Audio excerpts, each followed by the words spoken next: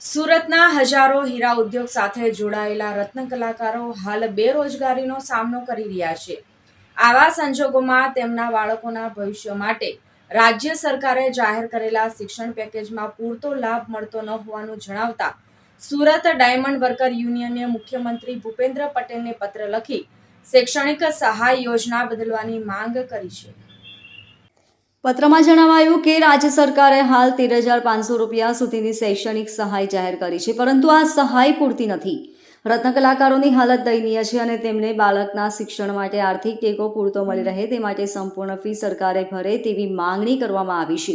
યુનિયને પત્રમાં સ્પષ્ટ કર્યું કે હીરા ઉદ્યોગમાં મજૂર કાયદાનું ઉલ્લંઘન થઈ રહ્યું છે અને રત્ન કલાકારોના હકોનું રક્ષણ નથી થતું. મહત્વની વાત તો એ છે કે સરકાર તરફથી આજ દિન સુધી રત્ન કલાકારોની કોઈ સત્તાવાર નોંધણી કરવામાં આવી નથી, જેના કારણે તેઓ કોઈ પણ સરકારી યોજનામાં પોતાને યોગ્ય રીતે સાબિત કરી શકતા નથી. આટલું જ નહીં, યુનિયને એવું પણ જણાવ્યું હતું કે રત્ન કલાકાર માટે જે પુરાવા માંગવામાં આવે છે તે જમા કરાવવું ખૂબ જ અઘરું છે. ઘણા કલાકારો પાસે નોકરીના સત્તાવાર દસ્તાવેજો નથી, કારણ કે તેઓ અસંગઠિત રીતે અથવા નાનકડા કારખાનાઓમાં કામ કરે છે. માટે પુરાવા રજૂ કરવાના માપદંડોમાં છૂટછાટ આપવામાં આવે તેવું યુનિયને જણાવ્યું છે. પત્રમાં યુનિયને રાજ્ય સરકારને અનુરોધ કર્યો છે કે રત્ન કલાકારોનો રાજ્ય સ્તરે સર્વે કરાવવો જોઈએ અને તેના આધારે યોગ્ય રીતે સહાય આપવામાં આવે. આ પગલાંના અભાવમાં હજારો પરિવારના બાળકોના શિક્ષણ પર ઘાતક અસર થઈ રહી છે. ડાયમંડ વર્કર યુનિયનના ઉપપ્રમુખ ભાવેશ સાકે જણાવ્યું કે હજુ સુધી રત્ન કલાકારોને કોઈ ઓળખ આપી શકી નથી. આવામાં તમામ દસ્તાવેજો ક્યાંથી લાવશે? સરકારે આ વાતને ગંભીરતાથી નોંધ લઈ પગલાં લેવા જરૂરી છે.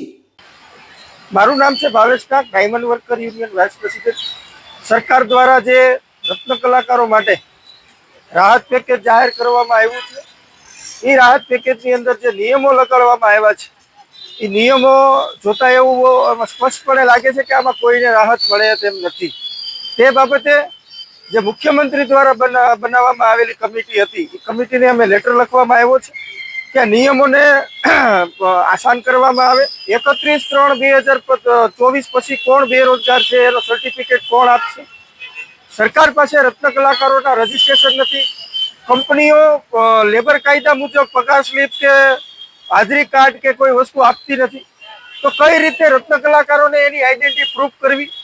આ બાબતે અમે રજૂઆત કરી છે અને 30 થી 50% રત્ન કલાકારોના પગાર ઘટી ગયા છે, તો એને પણ આ સ્કીમનો લાભ આપવામાં આવે, એમનો પણ આ સમાવેશ કરવામાં આવે. અને જે સમિતિ પેકેજની બની છે, એ પેકેજની અંદર રત્ન કલાકારોના પ્રતિનિધિને લેવામાં આવે. આ બાબતે રજૂઆત કરી છે.